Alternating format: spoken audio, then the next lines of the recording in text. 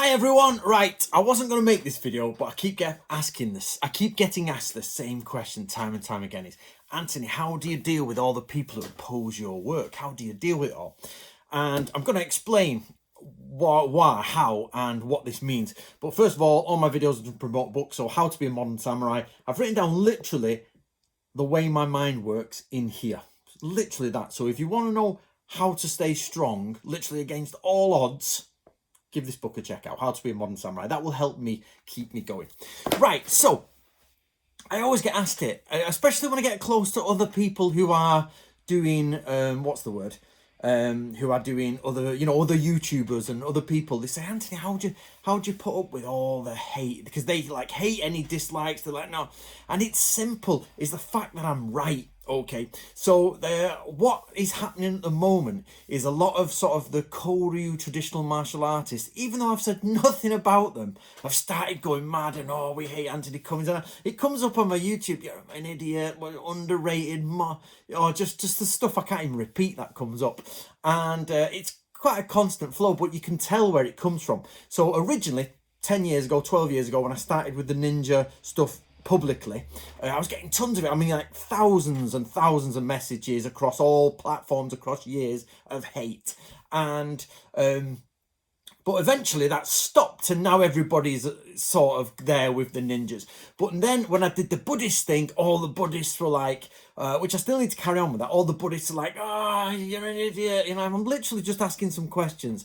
And now with the swordsmanship, the Koryu Swordsmanship and the martial arts section, I get it from them as well. Oh, come on my dojo, the Keno, well, we'll kick you in. Lots of people have said they're going to fight me, but nobody's ever turned up to my house. Nobody's ever said anything. When I've seen them in public, they all cower away like that. It's dead funny. So, you get all this. And people ask me, how do I put up with it? And basically, this is a little bit of an explanation to my followers and a little bit of a message to all those Koryu guys out there who are starting to get a bit uppity about things. So it's a bit of a joint message to both of you. So basically, I'm right. It's that simple, isn't it? I'm correct. Why? Because I only want to find out what's happening. I've got one question, which is, what did Samurai and Shinobi actually do? And was I wrong about the ninja? Let's ask that question. Was I wrong?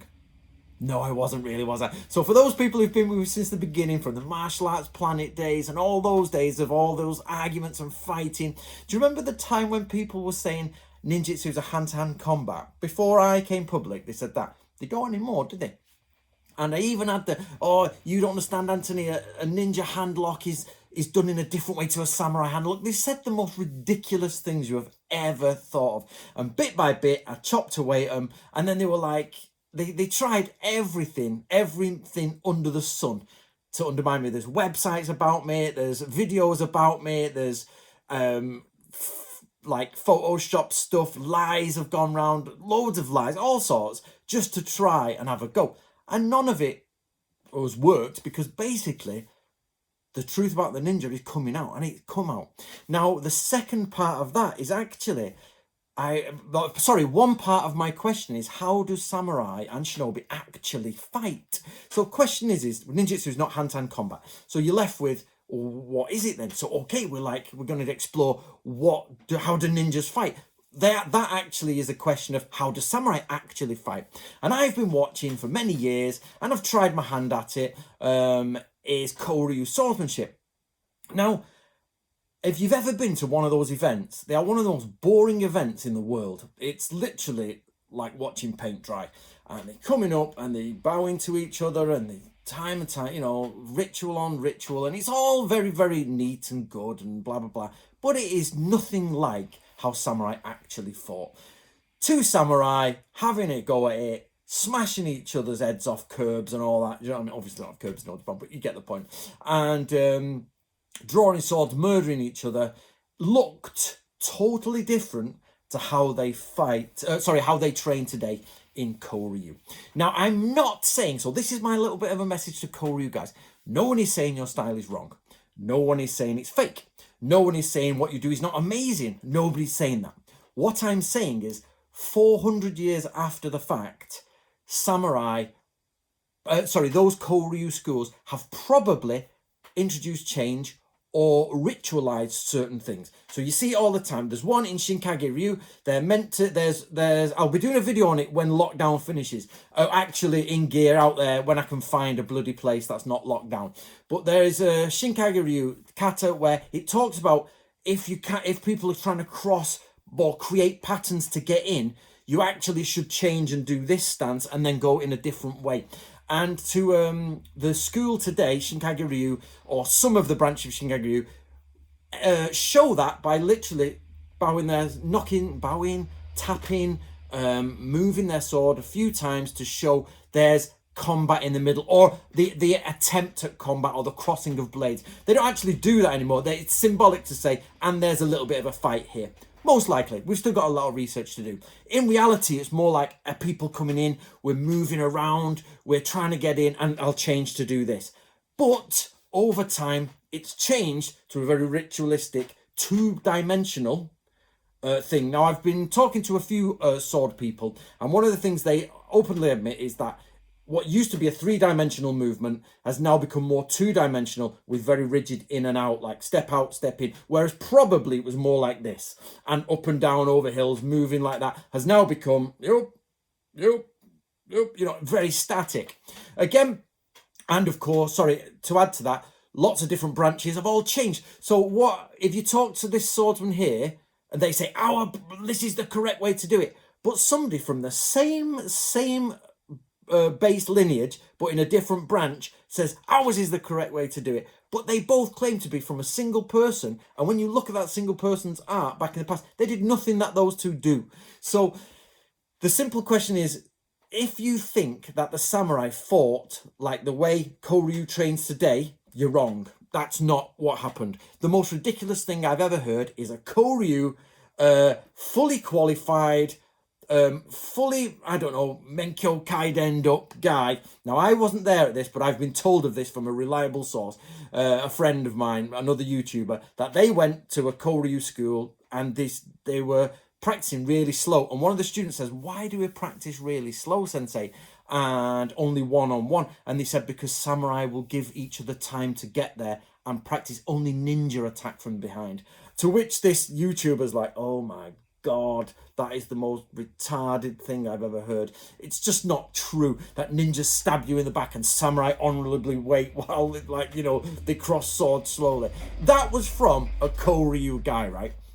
So I have no qualms whatsoever in battling a million of you. I will battle a million of you. I don't care, because there's no way that is correct. So if you're a Koryu guy and you're thinking, I'm gonna troll Cummins, or I'm gonna do this, just think on this. Was I wrong about the ninja? 10 years of people attacking. Was I wrong? Nope. Was I right? Yes. Did I change it? Yes.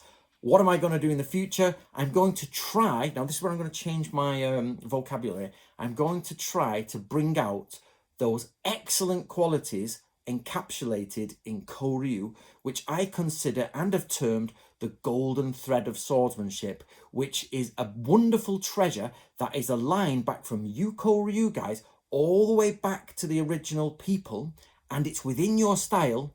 But unfortunately, as years have gone on, clunks have attached themselves to this golden chain. Imagine like black mud has become rock on the golden chain, and that's the dogma and the ritualism of Koryu, and the way Japanese society changed after the war. And I'm going to break that all up until we're back to the fluid golden chain that once was wonderful martial art, very deadly, from some of the best warriors in the world. And it's not cliche to say samurai were some of the best warriors in the world. I have got ample Western accounts from the 1500s who get there and they say Japanese horses are crap. They're like Japanese sort of armor's a bit crap.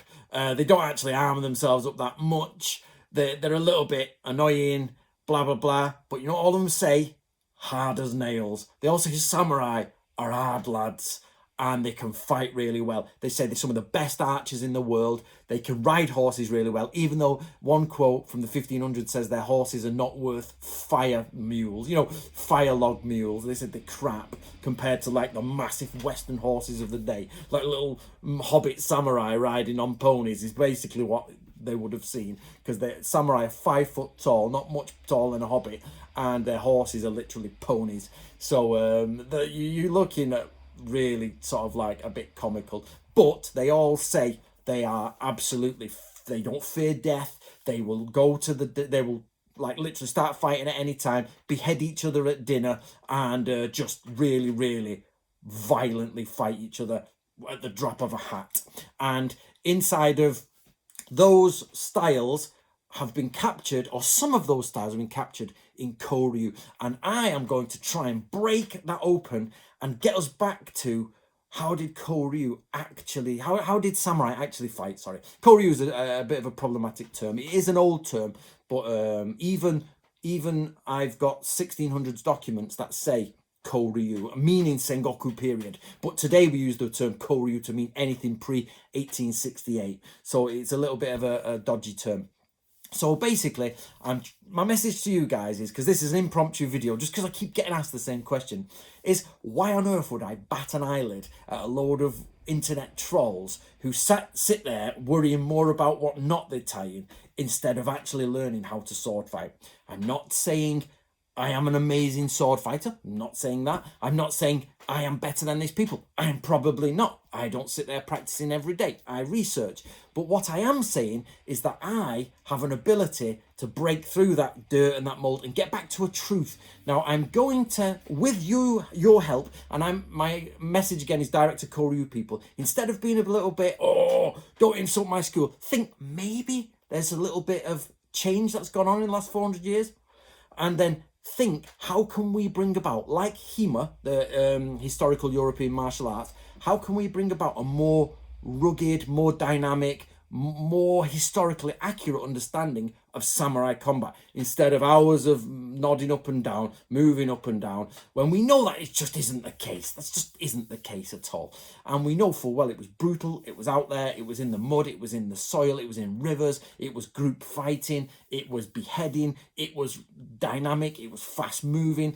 There's, you know what I mean? It's one of those where you have to be a bit short in the stack to think that isn't how it was. Do you know what I mean? And that they all sat around tying their knots and bowing in and out. I've got a million things that I could tell you about which proves it's not that. But anyway, we'll get into those in the future.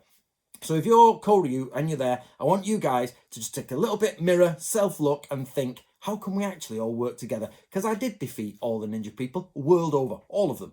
They absolutely don't even matter anymore. They all crumbled, haven't they? It's a case of, because I'll stand strong and keep going, it doesn't matter. So the point is we need to get to the truth of historical samurai combat, and I would like all of your help. I would prefer it if you all started with a nice shiny attitude of, okay Anthony, let's admit there's change, because if you don't admit that, then you're a bit slow. Second is like, okay, how much change, and how can we identify this change, and how did samurai move?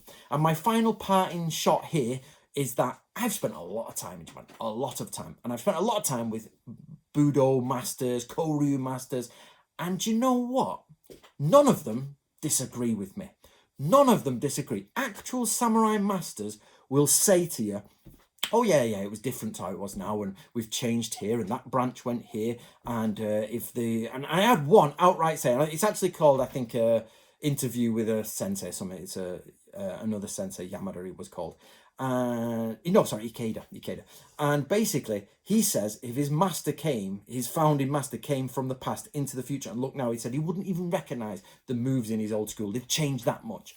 So a lot of the Western people are sat there going, this is the most accurate sword fighting ever. But actually, when you go to Japan and you speak to the masters, they go, oh no, this changed, and this branched off here, and we don't know why that's changed, and this doesn't actually, this move or this kata or this waza doesn't reflect what's in the scrolls, and we don't know why. But a lot of it is sort of kept low because everybody follows tradition. It's a very Japanese way. So there you go, guys. It was just a quick message to answer that is, how do I always get the same question, how do you put up with all the sort of like people who argue with you, Anthony, is I can't lose because I only want to find the truth. How did samurai and ninja really fight? If you thought they moved up and down, nodding their swords, and then hey, and then like 2, 3, then you're wrong. So the question open to all of us is, how did they actually fight then? Or no, let me rephrase that. How did they use those moves that have been passed on for centuries in dynamic reality? How did that happen? Right, guys, please do support me. How to be a modern samurai.